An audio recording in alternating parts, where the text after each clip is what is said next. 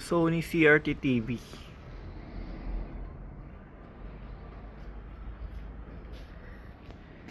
Eto, may abang yan kasi bumigay na yung dito niya, pinaka tornilyoan yung bracket. Kasi plastic lang yun eh. Try 3 Newton pala ang model nito. Converted lang siya sa 220 kasi mga 110 to. Kasi made in Japan. Ito meron tong